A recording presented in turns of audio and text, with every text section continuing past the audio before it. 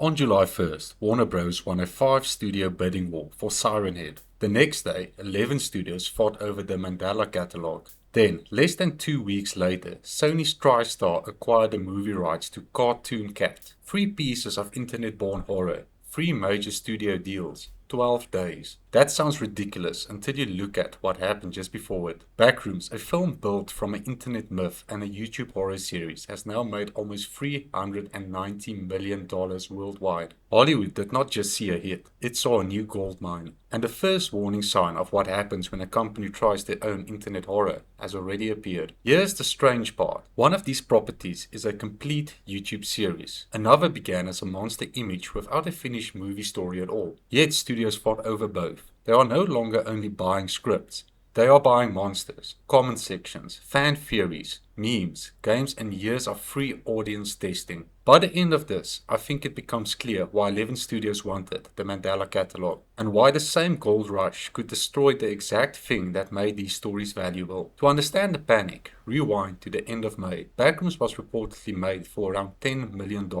It opened to more than 81 million in North America, crossed 100 million in less than a week, and has now made close to 390 million worldwide. Nearly 90% of its recent audience was under 35. More than half was under 25. That is the exact young audience major studios have spent years trying to pull back into cinemas. But Backrooms did not teach Hollywood that people really love yellow wallpaper. It proved that a creator could bring a visual language online, bring a young audience with him, and turn a relatively cheap horror film into A24's highest grossing movie. Then the phone started ringing. Producer Roy Lee told the Los Angeles Times that he received 3 calls from 3 different studio executives in a single day. All 3 calls were about Siren Head. Hollywood, famous for noticing trends before they become painfully obvious, had noticed. Suddenly, every strange YouTube series, internet monster and horror game looked less like a niche obsession and more like a lottery ticket. The biggest fight came over the Mandela Catalogue. On the surface, the Mandela Catalogue is an analog horror series about creatures called alternatives invading the fictional Mandela country. But that description misses why it works. The horror is delivered through emergency broadcast, corrupted recordings, phone calls and faces that are almost human, but not quite. The audience is never simply watching a story, they are inspecting it. By the time Hollywood arrived, the series had already passed 100 million views on YouTube. On July 2nd, 11 studios reportedly fought for the film rights. The rights went to Scott Stuber's United Artists, Amazon MGM, and Steven Spielberg's Amblin. More importantly, series creator Alan Kuster is set to direct the movie from a screenplay he wrote with Tyler Clifton.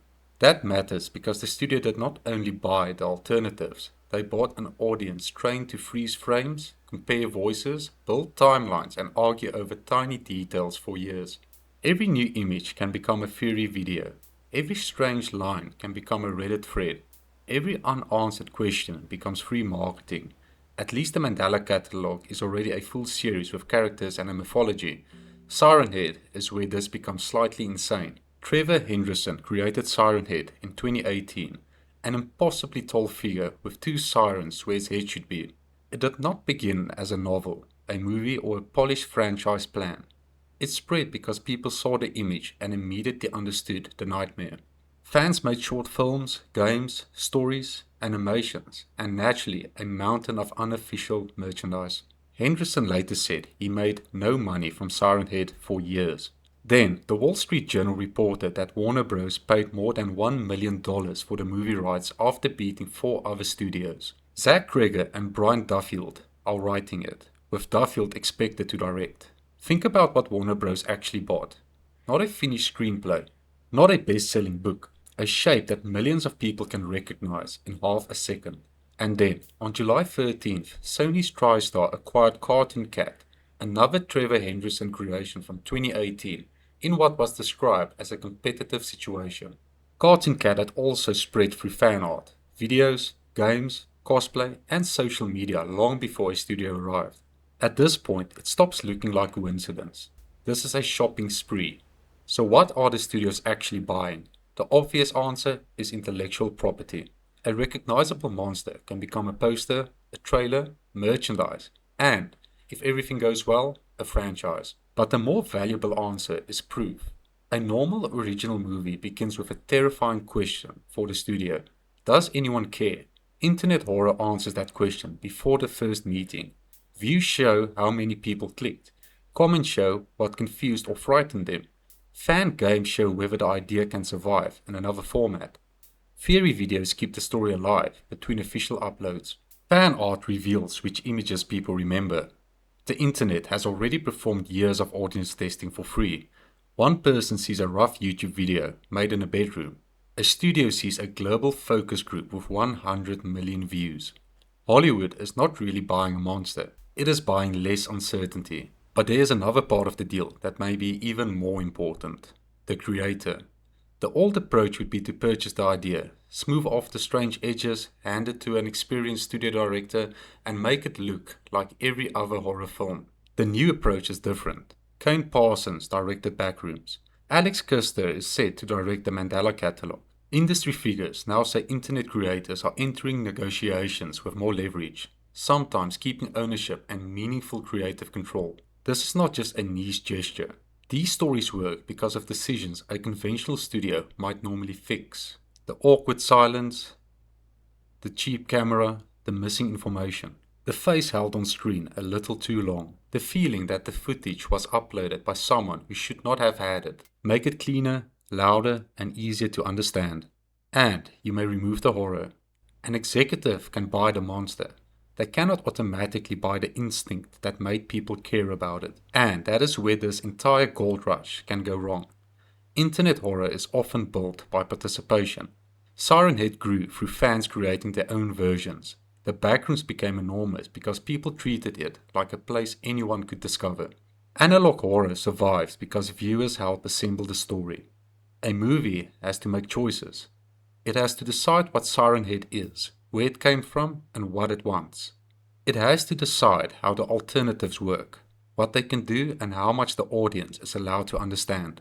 Every answer gives the film structure, but every answer also closes one of the doors the internet left open. And then there's ownership. In July, artists and indie developers reported that Backrooms-related work had received takedown complaints connected to A24, including artwork said to predate the film. Kane Parsons responded almost immediately. Should not be happening. A24 later said the wallpaper takedowns were an outsourced system error made while trying to remove pirated recordings of the movie. The company moved to reverse them and said it had no intention of striking new Backrooms videos. So the immediate issue was corrected, but it exposed the larger problem. An internet myth can remain open and communal for years. Then a movie becomes successful. Official merchandise appears. Outsourced copyright enforcement gets involved. And suddenly, the culture that created the value can be mistaken for infringement. That is the real nightmare here. Not that every adaptation will be bad. That success could turn a shared playground into a fenced franchise. Still, this could also be the best thing to happen to horror in years. Creators who learn filmmaking on YouTube are being trusted with major releases. Ideas no studio executive would have invented are reaching cinemas. And artists like Trevor Henderson can finally be paid for work that other people have profited from for years. The problem is not Hollywood finding internet horror. The problem is whether Hollywood understands why people cared before it arrived. Backrooms did not work because somebody professionally cleaned up an internet idea. It worked because even on a cinema screen, it still feels as though it came from somewhere it should not have. 11 studios are not really fighting over VHS filters, distorted faces, or very tall monsters. They are fighting over communities that already believe in them. The studio that protects that relationship might create the next horror phenomenon. The one that strips it down to a logo, a lore dump, and a line of merchandise will own a very expensive corpse. So, which one do you think Hollywood is more likely to get right? The Mandela Catalogue, Siren Head, or Cartoon Cat? And which one should they have left alone?